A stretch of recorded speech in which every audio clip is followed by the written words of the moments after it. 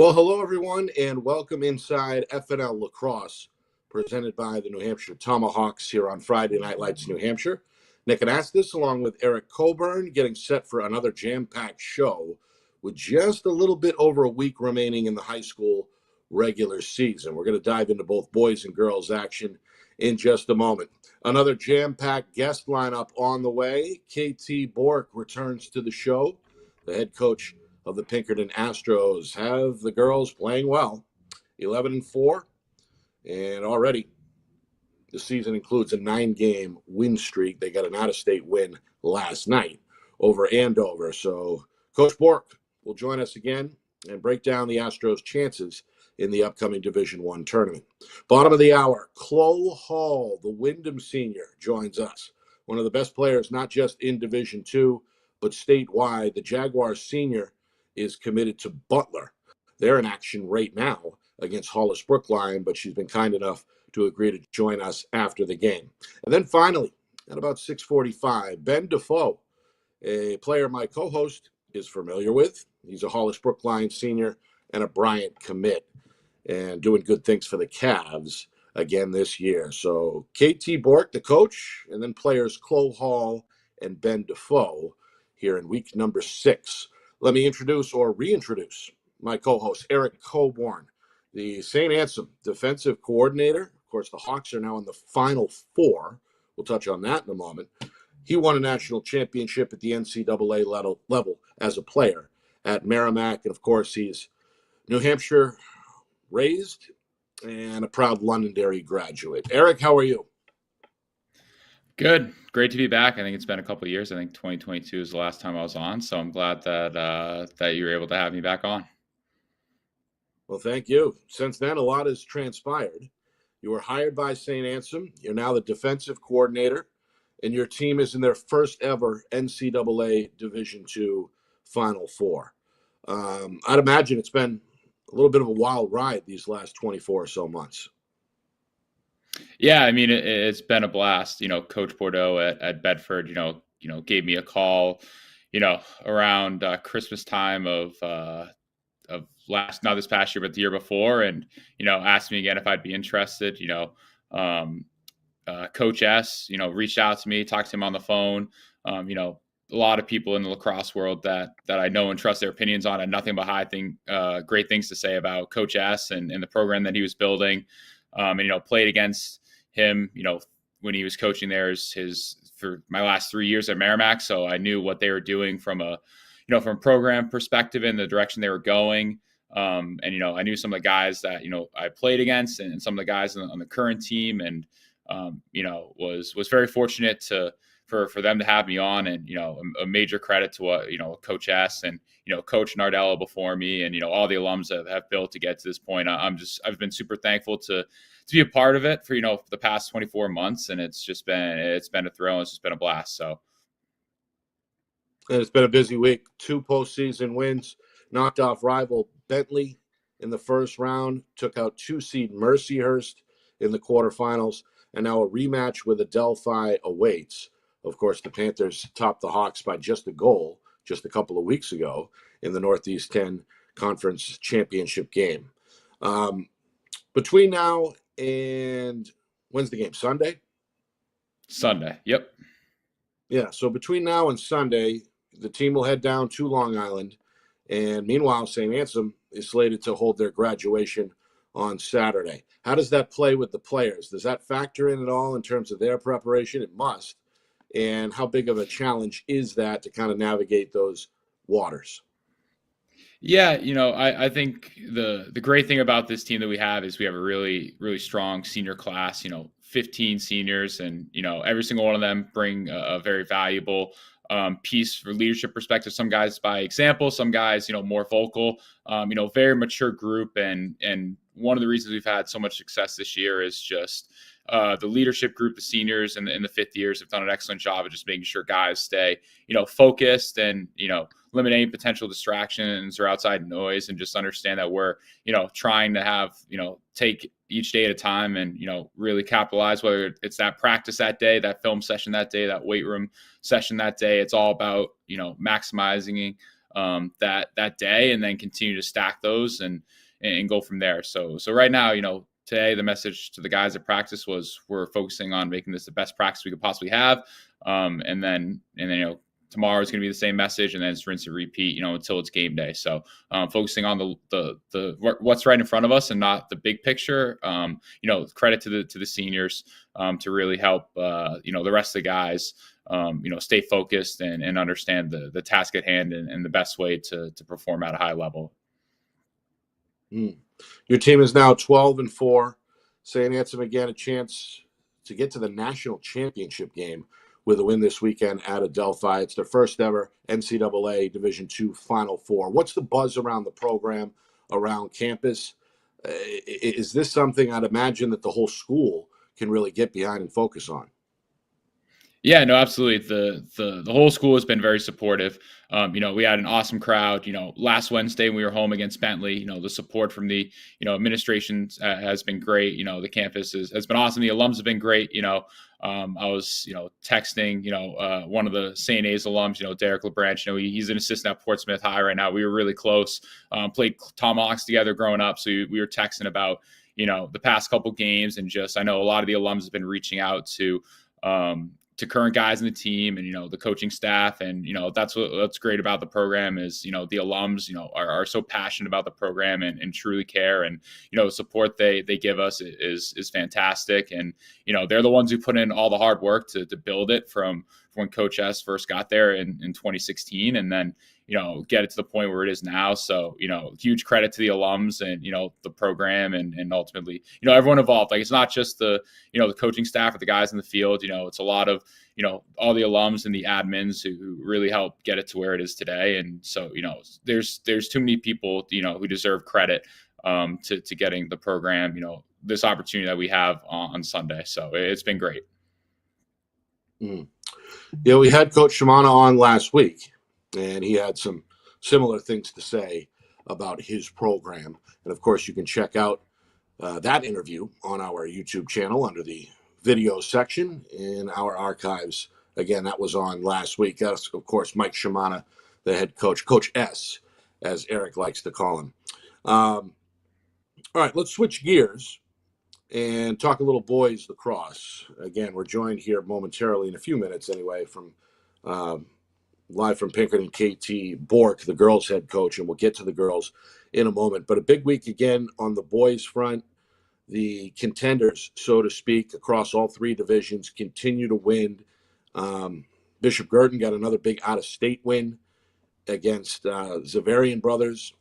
And Paulo Vasquez, the junior face-off man, had a pretty dominant performance from what I understand. And then, of course, on this channel, back on Monday night, Roger and I were on the call for Bedford and Exeter, two shortlist contenders in Division I. That was also a rematch from last week, the second time they had met in 5 games. And that was a competitive contest. Bedford pulled away about midway through the third quarter with a run of 4 unanswered goals in less than 2 minutes to capture their 9th straight win. So your thoughts, and I'm interested to hear this, on that upper echelon here on not quite the eve of the tournament, but the eve of the tournament with about a week and a half to go before the playoffs kick in. Shape up, I guess we'll start with D1 and then go on to the other divisions. Yeah, absolutely. I mean, this is the time of year where you want to make sure you're playing your best lacrosse. And obviously, as you mentioned, BG had the big out-of-state win. And then obviously that Bedford Exeter game, I was tuned into that. Very competitive, 1-goal game at half, and Bedford made the adjustments at halftime and came out firing, and ended up pulling away late in that one. And I'm sure those two teams are going to see each other again relatively shortly, potentially in the playoffs. So those three are clearly out in front there. But this time of year, like if you get hot for the right stretch, it can truly be anyone's game. I know Pinkerton picked up a nice out-of-state win over Algonquin, 6-4. Defensive battle. Coach G has a pretty young group there, but I think they're starting to find their stride. And yeah, like I said, once it gets this time of year, it's all about playing your best lacrosse, and those those three teams at the top. Obviously Bedford and Exeter was a super competitive game, and It'll be hard to beat a team 3 times in a year. I think I heard Coach Bordeaux say that on another episode. So if they meet again, it would be a tall task for Bedford to win 3 in a row against anybody, let alone a good team like Exeter. So that'll be interesting as well. And I think the seeding, the way it shapes out, is going to be very interesting. As I mentioned, I think the general consensus is those top 3 teams, Exeter, Bedford, and BG are those 3 teams. So if you can get the 1 seed, that's a huge advantage to play the team and whoever it is in that 4th seeded game instead of playing the 2 and the 3 seed there. So that's something to look out for, as well as the standings come to the close in the next week and a half or so. Of course, your alma mater, they continue to improve. Londonderry above 500 yet again, and in kind of that middle tier of playoff contenders. What do you see there at your former high school? Yeah, no, absolutely. They actually took Portsmouth to 4 overtimes the other day this week, which is right. To most who follow, a bit of a surprising result. But again, they don't hand out the trophy on the second or third week in March. When the season starts, they hand it out the first week in June. So it's all about playing your best lacrosse. Coach Wiedenfeld's done a good job. Coaching those guys up, and Portsmouth is as good as any team in the state, no matter what the division is. So to take those guys to 4 overtimes, it's a sign of Coach Wiedenfeld putting those guys in the right direction as well. So again, all about playing your best lacrosse, when playoffs hit. So it's about building that momentum, and it seems like the teams that are the contenders are really doing that. Yeah, we saw Portsmouth have an exhausting back and forth against Derryfield prior to that meeting with Londonderry. What was your takeaway there? That was a 1-goal difference, about as tight as it gets, about what everybody expected. Is that the favorite right now as a D2 championship preview? I know Wyndham would have something to say about that. St. Thomas, certainly Timberlane would have something to say about that. How does it look in Division 2? Are we on a collision course for a rematch between Derryfield and Portsmouth, or is there a dark horse? Yeah, I think Portsmouth and Derryfield are definitely on a collision course to meet again in the finals. That was the championship last year, and I think going to get the rubber match this year.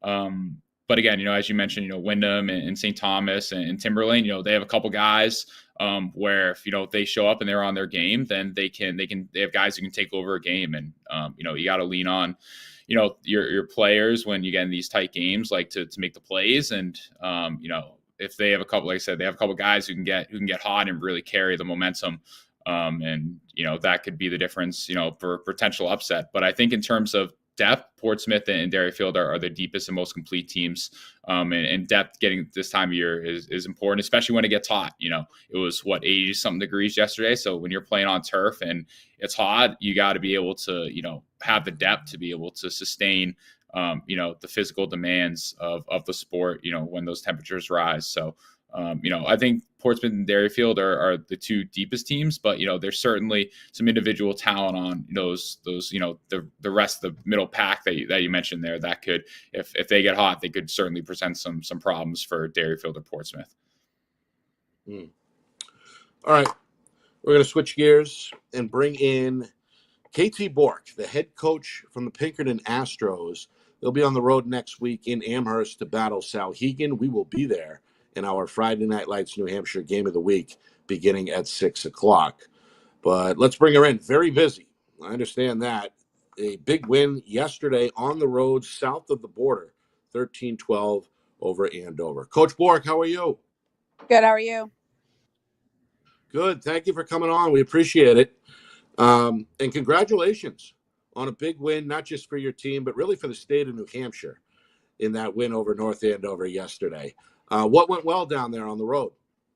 Yeah, it was a great atmosphere. Andover had their youth night. It was a packed stadium, but it was a great game for us. We got the ball moving. We had a lot of fast break opportunities that we liked. We did well in the draw, and our defense was just killer for us. Has that been the case all year? Has that been the right mix of ingredients? Yeah, that's what we tend to go to every game. That's what we want. We want to move the ball on offense. We want to push it up the field. Our defense is a huge strength of ours, and Anna Perkins has been killing it for us on the draw circle. I was going to ask you about some of your players, but let's go ahead and start with Perkins. Yep. Obviously, anybody in the draw circle is important on any team, but it seems to me like Perkins is almost getting better by the game and really becoming one of the better statewide. Is that fair to say?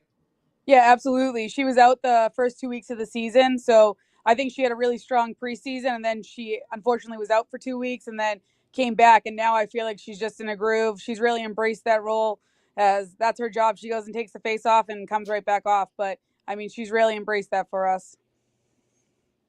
And in between the pipes, Sarah DiClemente having another solid year. Every time I look at the box score, it's double-digit saves. Is she the anchor, and what kind of a leader is she, both on and off the field, as the goaltender? Yes, Sarah's great. Sarah's great for us. She comes up and makes huge saves for us, game in and game out. But that defensive unit as a whole, I mean, I think you could pick anyone to be that leader any given day. They're really a collective unit, and all of them working together. They each have their role, and they really embrace it. And then, of course, your two stars, Haley Schneider, Hannah Lazaskis, both had good stat lines this year. Schneider over 200 career goals, which obviously is very, very impressive. Does it start and end with those two, at least on the attack, on the offensive side of things? Yeah, I mean, they're definitely the ones that are electrifying for us. You know what I mean? And every night you expect them to see higher numbers than just one or two for them. You know what I mean? And they get us going. But Bella Pinardi has been solid for us. Piper Knowlton's been solid. Franny Doyle is sneaky across the top for us. You know, they can get it going. And Hannah's great at feeding and finding who's open. Who's better, Hannah Lazaskis or Lauren Lazaskis? I didn't have the pleasure to coach Lauren, but I would say I think her little sister can give her a run for her money. Yeah, of course, she's a standout at Georgetown. She's going to join us on the broadcast next week as well. We're looking forward to having her. That's awesome. Eric? Coach, how's it going? Good to see you. Good. You too.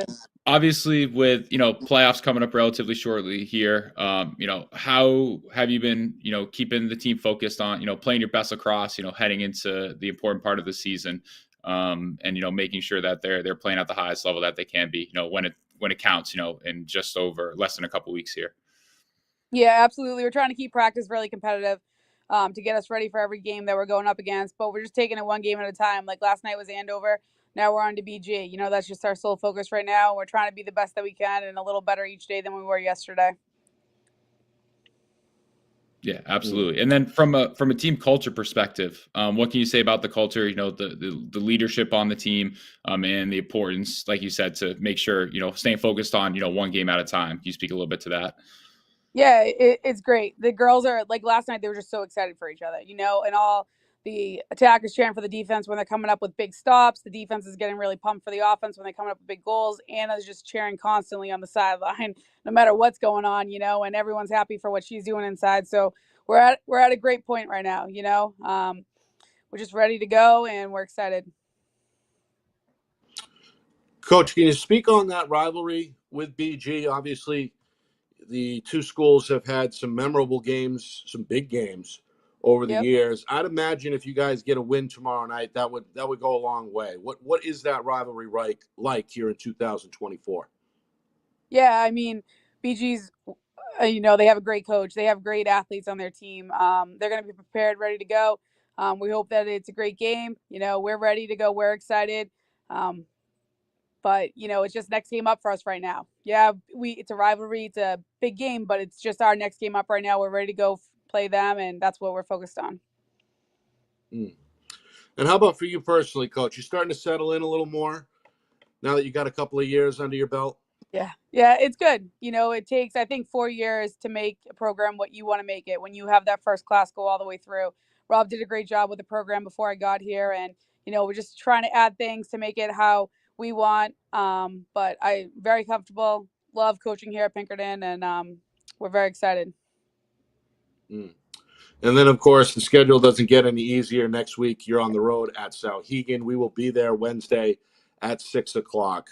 What can you give us? It's round 2. Of course, it was a Yeah. 1-goal difference the first time around. Your team won a close game. What do you expect the second time around without giving away the whole game plan, of course? Yeah, I mean, I expect it to be no different. I mean, we have our same things that we look for every game. You know what I mean? We want our defense to get big stops. We want to win the draw, control the draw circle, and we want to control the ground balls and limit our turnovers and then push the ball on offense. There's no secret to what we want to do. It's going to be a great game. It was at our house. And we're looking forward to another game against them. Coach, thank you for coming on. Good luck tomorrow. Good luck Thank you so next week. much. We'll see you And good next luck week. the rest of the way. We appreciate it. Thank you. Have a good night. Bye. It's KT Bour, the Pinkerton head coach, giving us some good stuff. It sounds like tempo is the key to their success. They want to play fast. They want to keep the foot on the pedal, so to speak. What else you take away from that, Eric? That interview? Yeah, I think, to your point about the tempo and winning draw control is very, very important. If you can't, control the draws and you don't get possessions, you can't control the tempo, you can't play fast. So the fact that, they're winning draws is a huge, reason they can control the tempo that they want to play at, which is, something to look forward to in these, next couple of matchups. If they can continue to get that sustained success at the draw circle, that's going to allow them to, dictate the tempo and play at the speed that they want.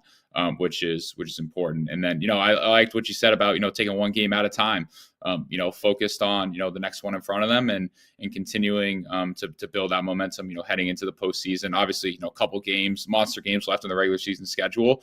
But, if you're looking ahead to, one opponent versus the other, then you're not going to play your best for that game that's right in front of you. So, really liked what you said about, keeping the girls focused and continuing to just focus on, what's in front of them, and just making sure that they can, take care of business and execute at a high level for that opponent and not look past what's right in front of them. So, yeah. And it seems to me that for the first time in years, the D1 tournament could be wide open.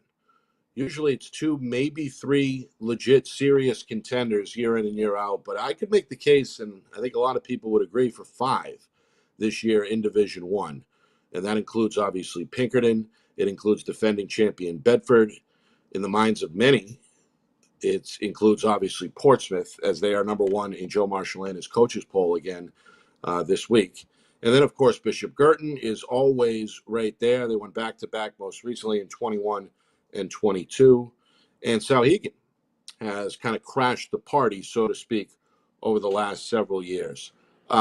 Is it wide open, Eric?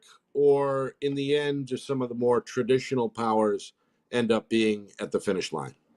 Yeah, I think it's about as wide open as it's been. I think in the years past, it's really been a 1 or 2 horse race. And I think, as you mentioned, those 5 teams, again, like whoever's playing their best lacrosse, not to sound like a broken record, but, who's ever playing at a high level, and matchups are a big part of it too. Some teams, again, like if Pinkerton draws a team that wants to slow things down and not play as fast, that's a matchup thing to watch. It all depends on matchups as well, where it's like if those 5 teams can all, beat each other, like it all depends on who you draw. Like there's, there could be one team that matches up well against a certain team, but not well against the other. And then that could ultimately lead who ends up making it all the way to the finals and then ultimately the champion. So matchups are a huge part of it too. And that's why I think, those 5 teams being in the mix, like the parity is, makes it exciting, going into this, the D1 tournament on the girls side. Just, knowing that there could be, 5 potential, kind of teams that have a legit shot at winning it, which would be, which makes it very entertaining and would be for an awesome Final Four and an awesome state championship game. So yeah, definitely going to keep my eye on how that unfolds come playoff time in, little under 2 weeks here. Yeah. And of course, a hot goaltender doesn't hurt either. Sarah DiClemente, you heard Coach talk about her, the veteran Pinkerton star, has really played well this season at 12 saves in that win over Andover yesterday as well. All right, we will take a break. We're going to come back and set the stage for Khloe Hall, a Wyndham senior committed to Bryant. And that's, of course, as soon as she gets off the field. They were battling Hollis Brookline earlier today at 4 o'clock. And then Ben Defo will join us, the Hollis Brookline senior, on his way to Bryant. So some good stuff coming up on the other side of the break. Don't go away. You are watching FNL Lacrosse, presented by the New Hampshire Tomahawks. Our broadcast today, as it always is brought to you by Beals Insurance Agency, with locations now in both Bedford and Londonderry. Whether you need home, auto, or business insurance, Beals Insurance will get you both the price and quality coverage that's right for you. Just call 603-471-9999 or visit BealsInsurance.com to request a free quote and start saving money today. Again, that's BealsInsurance.com. The New Hampshire Tomahawks promote the highest level of club lacrosse competition, not just in the state, but in the country. Looking to get recruited? Director Chris Cameron keeps an open dialogue with the nation's top college lacrosse coaches. Over 400 New Hampshire Tomahawks alumni have played at the college level, including the ACC, Big East, Big Ten, Ivy, NESCAC, NE10, and more. New Hampshire Tomahawks coaching staff has over 100 coaches, including current high school, varsity, and college coaches. The Tomahawks offer training for players of all ages, clinics, camps, and leagues, along with spring, summer, and fall elite teams. So play with the best. The New Hampshire Tomahawks, showcase and development for college lacrosse. Visit NewHampshireTomahawks.com and girls.nhtomahawks.com.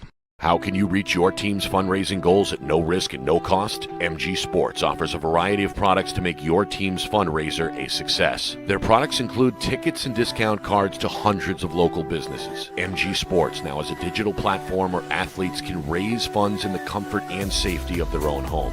So become another lacrosse program like Bedford, Goffstown, or Memorial that sets fundraising records every season. MG Sports, fundraising made easy. Visit mgsportsfundraising.com to start raising money for your team today.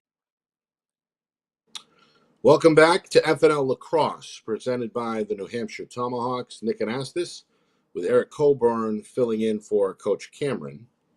And we thank KT Bour, of course, from Pinkerton for joining us earlier. In about 10-15 minutes, Ben Defo jumps on, the senior from Hollis Brookline. And we're about to bring in Khloe Hall, the Wyndham senior, in just a moment.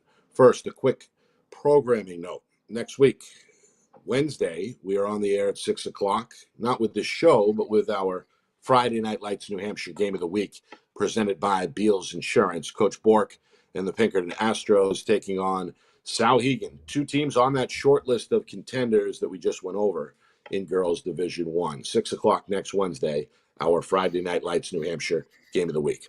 All right, without any further ado, let's bring in our New Hampshire Tomahawks Player of the Week. That is Khloe Hall, the Wyndham senior midfielder, on her way to Butler.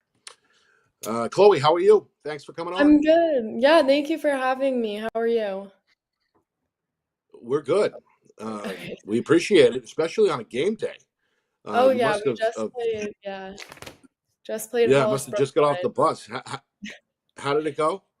It went great. It was a great game, but we ended up coming up with a win by a good amount. I think the end score, we won by like 6 goals.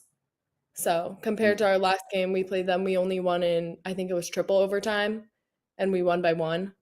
So that's like a big difference from last time, for sure. So it sounds like the team is getting better in real time. Would you say that, week to week, game to game? Yeah, definitely. We're improving. You were 10-2, I believe, going into this one, and widely seen as perhaps the favorite in Division II. Is that the ultimate goal, I would imagine, to win a championship? And if so, how, in your words, do you go about accomplishing that long-term goal?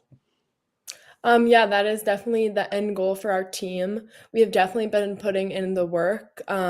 Practices we run, we start with like basics, then we go in. We're always working on something new to like come at teams from different levels, really trying new plays and things like that to catch them off guard, and in the end come at them in playoffs like better than we ever have in the regular season would really be the end goal for our team. And I think we're doing a great job of that, really finding our strengths as a team rather than individually as well. We have a lot of strong players, and I think our pieces are starting to fall together in that way. Take us back to the beginning. How did you first get into lacrosse, and where did the love for the game come from? I've played lacrosse since I was very young. My brother always played. He's 2 years older than me, and my dad was our coach. I grew up in Wyndham my whole life, so we did youth here. And when I was younger, I just really loved it. A lot of my friends did it too. So when you're younger, that always helps. But it was always my favorite sport. I played other sports too, like softball. I played basketball, soccer, like you name it. I played most of the sports, but I always loved lacrosse. Then I got into club. I played Tomahawks, and around, honestly, right when the girls program started, I think it was the second year. I started in like third grade. So, and from there, I kept playing, kept working at it, and I've loved it ever since. Yeah. And it sounds like a lot of your teammates are in that same boat, right? You guys came up playing the game together. And I'd imagine there's a certain familiarity that factors into some of these games, right? Yeah, definitely. It's awesome. Like the connection, especially with some of the seniors, like we have Paige Carboni, Sophia Ponzini, Emma Kenzlak, and we all grew up playing together. Same with Mia Gallinelli. And it's really awesome just to be able to see that come full circle, especially senior year. And how do you like playing for Coach? Oh, Coach O'Boyle. Absolutely love it. She is an amazing coach. She is great with all the girls, and she knows how to play. Like she is awesome. Like she really, like she has helped us so much in games. Like she knows, like she can see something when it's happening, and she knows what to call it and like what to do real time, like when we're out there. Coach? Khloe, thanks for hopping on. Obviously, you're heading to Butler next year. What drew you, to that program, to the school? How was the recruiting process? What ultimately led you to landing on going to Butler next year? Yeah, I just loved it. Obviously, the recruiting process was very like stressful and a lot going on. But when I got to Butler, I think the biggest thing was getting on campus. And that's what I knew, like, I really liked it. Because otherwise, like, you can talk over the phone, but I feel like to know where you're going to end up, you really need to see the campus and just how life is there. Absolutely. And then, a lot of people within the Tomahawks program say, like, when you commit, that's just the start of it. You got to continue to develop and up your game. What part of your game have you been, focusing on improving recently, and then, ultimately heading into Butler in the fall? Yes, absolutely. I think that's like a lot of it because I committed around the winter of junior year. And from then I've been doing like a lot of work off like the games and stuff like that. Like I do training with Coach Callie. She coaches up at Proctor. She's very good. And a lot of that is shooting based. And I'm also able to work on my defense, like in games and footwork and stuff like that. A lot of like speed, cardio, just getting stronger too, like weightlifting and things like that. And then stick work. We have a nice turf it's like a small turf in the back of the school, but it's good for getting like reps in, just shooting and stuff like that. So I think that's been able to help a lot. And it has. Today I just got my 200th goal. So I'm definitely seeing improvement. Congratulations. Like, Congratulations. Thank you. That's certainly an accomplishment for sure. Congratulations. What about off the field? What are you looking to study next year? Have you decided yet, or do you have a major in mind? So I'm looking to study business. I'm looking to study business finance. I have a few minors in mind. I've always been very math oriented, so I'd either minor in math or like something of that sort. That's mostly why I did choose finance. But yeah, I've always been pretty strong academically. So I have around like a 4.23 GPA, and I really am able to balance both academics and athletics very well. Good stuff. Thank Khloe, you. we appreciate it for sure. Obviously, you've got a very bright future. Thank you. And I hope for your sake there's a championship included in that future, maybe the near Me future, as well. as we move towards the Thank you. tournament. Best of luck to you and your team, and thanks again for coming on, especially on a game night. We appreciate it. Thank you for having me. Thank you. And again, Khloe Hall, the Wyndham senior. Their team putting in work. They're 11-2 after a win today over Hollis Brookline. What'd you gain from that interview there, Eric? Obviously, a lot to talk about with her, a very bright future and one of the state's best players for sure. Yeah, absolutely. I mean, I thought, very impressive. Obviously, she mentioned her academics, her GPA, and, Butler's obviously a fantastic school. And, the amount of effort that she puts in off the field is, something that jumped out to me. The weight, it's not just, the shooting, it's the weight training. And then, having the good habits academically, like going to play, D1 collegiate lacrosse at a high academic institution is challenging. It's hard. You need to have the right skill set in terms of time management, in terms of prioritization, in terms of prioritizing stuff. A little rusty, kicking off the rust. It's been a couple of years. It's been a couple of years kicking off the vocab. But yeah, it's all about being able to be organized and on top of things. And it sounds like she has that skill set, obviously, to be doing all this stuff off the field, on the field in the classroom, like that stuff's super important. So was very impressed. Yeah. And I'd imagine that first year, that freshman year is perhaps the toughest for a student athlete, right? You went through it when you went from Londonderry High to Merrimack College. Some kids can't handle it and some can. I think Khloe for sure is in that latter category. But would you agree with that, Eric? Having gone through that yourself, is the first year the toughest? Yeah, absolutely. I mean, you step on the first day of practice and, you're one of the close to the bottom kids on the depth chart. Every single kid on the team was the best player at their high school. And, it's a challenge, just from a lacrosse perspective. And then, the academics are, most likely harder than what they were in high school, certainly for me.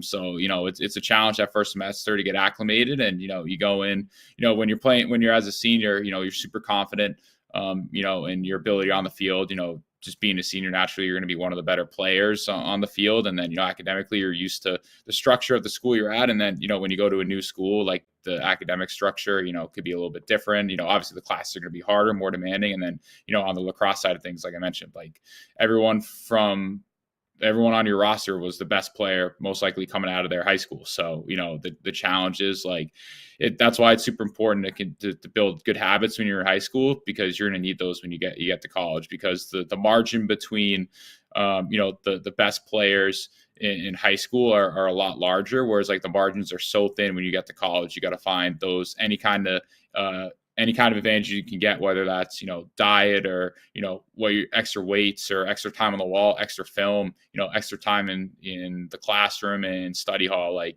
any little advantage you can get, you got to capitalize. Like finding those, those advantages are small and few and far between. So you just got to work that much more consistently and that much harder. But sounds like Khloe, is more than ready to step on, Butler's campus in the fall and, hit the ground running. So. We've got another future NCAA athlete in the bullpen here warming up. That's Ben Defo from Hollis Brookline. You had the chance to coach Eric on the elite circuit. Before we bring him in, what can you tell us about Ben Defo? Yeah, Ben's a kid where, I coached him for a couple seasons on our 24 purple team. First thing that jumps off the page is his speed. I mean, he is as fast as, any player that I've seen, coach at Tomahawks. He's extremely fast, but I think what's impressive with him is his game's really evolved. Like he used to be, pretty one-dimensional, I think, in his dodging, relying heavily on his speed, but I think he's done a better job of, adding in a variety of moves and a variety of different releases and shots, within the past, I think, past year or so. I've really noticed his game's really evolved, and he's really elevated it to another level, and he's been putting in the work. So, and I know he's having a great year at Hollis Brookline. Obviously, he's a star for those guys, someone they lean on heavily there. So, I'm looking forward to talking to Ben. Well, let's bring him in. Ben Defo, our New Hampshire Tomahawks Player of the Week, joins us live from the car. I love the car interviews.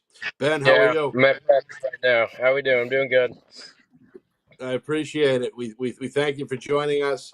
Thank you for taking some time. I'm not going to hold you hostage if you guys are still going at it. No problem. But I did want to speak with you. Hey, thanks for coming. Yeah, sure. Speed, is that the name of the game? Coach Coburn gave us a little preview of how you play. Is that your strongest attribute? Would you agree? Yeah, I would say so. Speed is what I rely on a lot with my dodging and how I play. And it sounds like the dodging has improved as the years have gone by. Is that a point of emphasis for you? Yeah, it's just something I work on every day. I watch a lot of film. I just watch what other people do, and I try to mimic that and bring it to my game. And it's slowly evolved and gotten better. Your team, It's had another successful season so far, 9-5 at last look. And it's a division that you can make an argument for a handful of teams. How good are you guys at 9-5 with a week and a half left? And what are the long-term goals here on the eve of the tournament for the Cavaliers? So our goal is just to keep going strong. We played about 6 or 7 games in about 9 days, which really burnt us out. But now it's more like stretched out, and I feel like that's going to help us out a lot. We were fighting some injuries, but we're pulling through here, and we're hoping to make a good run in the playoffs. Who are some of the other guys you lean on? Obviously, you're one of the team leaders in the locker room and on the field, but you can't do it alone. Who are some of the other guys you look to? So at the midfield, Colin Magashevsky, he's been helping me out a lot. He's been doing great. He didn't play last year, but this year he came back and he's had a great season. JP Torgerson, who's also fighting an injury right now, but he's doing great. And then on the defensive end, we got Rudy Rosa and Caden Emmons and Patrick Masoni, who've been locking it down and helping cause turnovers and bring it back to the offense. You mentioned that kind of breakneck schedule earlier. What was it, 6 games in 7 days? I think it was 6 games in 8 days. 8 days. Either way, that's a gauntlet for sure. How did you keep the shit on headed in the right direction during such a challenging portion of the schedule? I mean, we were just leaning on each other, using each other, helping each other out. There were a lot of people getting frustrated after losses, and the team was there to help them out. Like a lot of people were getting frustrated, but we were all there. The captains were there to help them out, and I thought we did great for that many games in such a short notice, because we had 2 games that were rained out, I'm pretty sure, in the beginning of the season, and they just slammed them in between all of that, which was pretty tough. But we made it through, and we're hoping to make a great run in the playoffs. Yeah.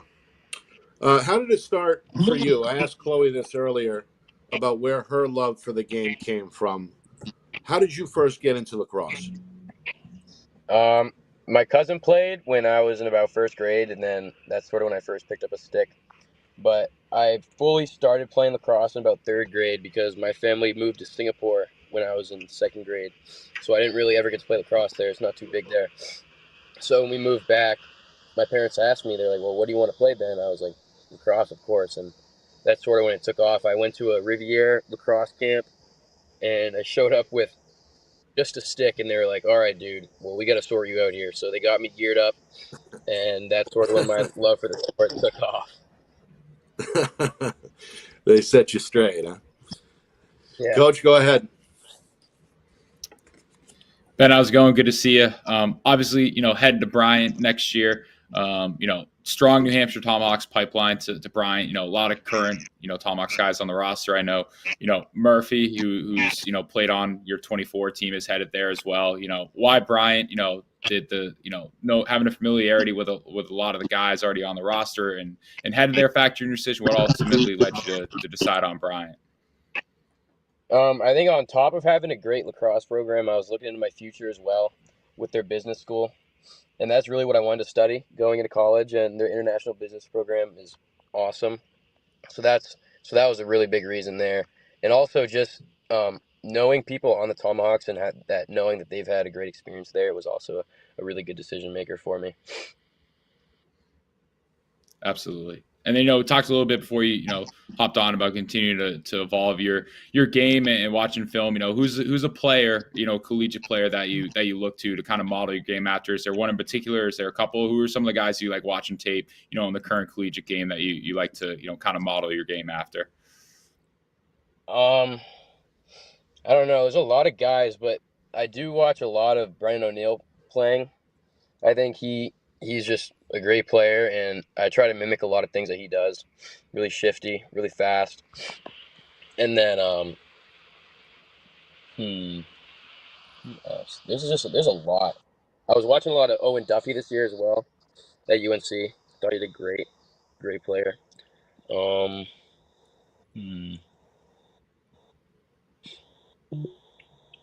I don't really Anybody know. on I don't think Bryant there's a ton. you got an eye on? I liked watching Kevin Grogner. I know he was a attackman, but still, like, he was a leader on the field, and I was watching him play. He was leading the team in goals, I'm pretty sure. Correct me if I'm wrong. But yeah, he was a great player. I loved watching him dodge. The way he would, I watched a lot of his roll dodges. The way he dodges is something I like to mimic. And Johnny Hackett as well, really shifty. You've got, I imagine, a busy month or so ahead of you, right? Between proms, finals, graduation plans, and of course the lacrosse tournament. How do you balance it all in your senior season as you head towards the finish line? Well, prom was last weekend, so that's over with. Finals. Okay. I don't think seniors are doing finals at Hollis, so there's no problem there. Just a couple tests that of course I'm going to ace. And then lacrosse, I'm just trying to stay healthy, keep the team healthy, and hit the ground running with the playoffs, and hope we make a really good run, which I think we can do. Yeah. Well, good luck. I hope everybody gets healthy at the right time, and you guys continue to put it together, as Eric likes to say, at the right time of the season. Thanks for coming on. We appreciate it, and good luck. Thank you for having me. Thank you. That's Ben Defo. See you, Ben. Live from the practice field, the Hollis Brookline senior on his way to Bryant. And it seems to me, Eric, like he's the alpha male of that locker room for sure. Very confident young man. And as you said, a very tough player to contain, given the fact that he's got speed and that kind of a skill set. Yeah, absolutely. I mean, we were talking earlier in the show about, D2, about, some of those teams, outside of Dairyfield, there are Portsmouth who can make a run. And I mentioned, a couple guys, like, the other teams don't have as much depth. They got a couple guys who are like, Ben is one of those guys for Hollis Brookline, where, he shows up and he's on his game. Like, he presents all sorts of matchup, nightmares just from his speed, his skill set, his ability to dodge from different locations, and, how his game's evolved. Like, he is, one of the definitely the top players, in Division II, or, even across any of the divisions. So, if he shows up and he's on his game, teams are going to have to make adjustments to him, maybe even lock him off, something along those lines, where, he's going to create all sorts of problems, or, as you mentioned, in that Division II tournament, where, like, some other teams don't have necessarily the depth, but, like, some have, one or two guys who, when they're hot, they can certainly, take over a game. Ben is certainly one of those guys, certainly to look out for in that D2 landscape as it heads into the tournament. Well, another good show for sure. Any final thoughts, Eric? I guess I got one final question for you. Break down Sunday's matchup against the Delphi. How did St. Anselm get a victory on the men's side in the NCAA Final Four and perhaps make an appearance in the championship? How do you get it done in the rematch over the Panthers? Yeah, I think it starts with preparation, and, starts with, having a good practice tomorrow, and, having a good film session tomorrow. Delphi, obviously is one of the premier programs, in Division II, historically, has, a lot of success, has won national championships, always, won the conference tournament, multiple times, over the span of the past, couple decades. And, they're a fantastic program, extremely well coached, have, the best goalie in the country, which would be a, big key to the game on Sunday. And it's just about executing. When you get to this time of year, I always talk to guys, it's important that you fall back on the habits that you build in practice, since, September. Some guys 4 or 5 years, when you get in these environments that are high pressure, and, there's a giant crowd and people are screaming, hollering, yelling, and you almost can't even hear yourself think it. That's when it's important to fall back on your habits. So, heading into the game on Sunday, it's about,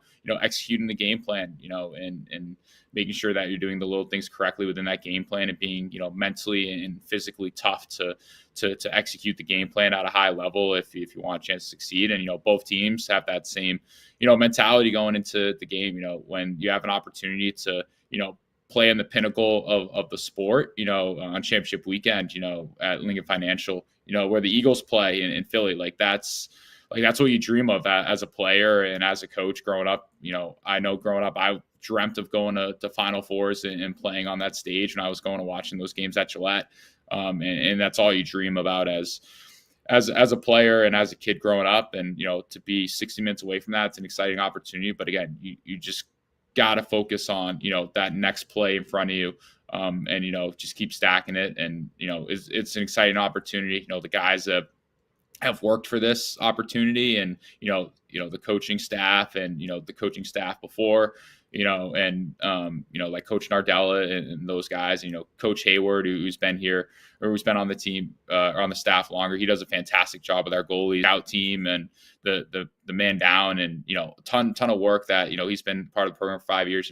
Coach Shimana's obviously, been here since 2016, and then, Coach Nardella before me. Like those three guys, have been critical to getting the program this point. And then again, the same thing with the alums. Like the alums built this opportunity, and then the guys on the team have taken it and run with it and done everything that's been asked of them to have this opportunity. And it's just about executing for 60 minutes. It's going to be a blast. It's going to be, a ton of fun. Nothing's better. Like this is why you come to a school like, St. Anselm to play in the Northeast 10 and, compete on this stage. So it's an exciting opportunity. I'm ecstatic for the guys, and just ready to go and just focusing on what's in front of us. So excited for the opportunity. Yeah. Well, congratulations. Win or lose, a historic season on the Hilltop with the St. A's men's program. And certainly we've got, or you've got us in your corner this weekend. So we appreciate it. Want to thank our guest tonight, KT Bour, the head coach at Pinkerton. We wish them luck tomorrow in a battle against Bishop Girton. Khloe Hall of Wyndham. Butler's going to be getting a heck of a player next year. And same to Ben Defo, the senior at Hollis Brookline, on his way to Bryant. We appreciate those three for carving out time for us tonight. And of course, it does not happen without the support of the sponsors, the presenting sponsor, the New Hampshire Tomahawks, Showcase and Development for College Lacrosse. Of course, MG Sports Fundraising made easy. And Beals Insurance, who of course underwrites the whole thing here at Friday Night Lights, New Hampshire. All right. We will see you next week, Wednesday night in Amherst. Big battle on the girls' side in Division I. Pinkerton at Sauhegan. Lauren Lasoskis joins me in the booth for that 6 o'clock face-off. We will see you then. For the man behind the curtain, our director, Ben Beals, the wizard of replay, and of course the big man in the big chair, executive producer, Steve Beals. For Eric Coburn, my name is Nick Anastas saying so long. This has been FNL Lacrosse, presented by the New Hampshire Tomahawks.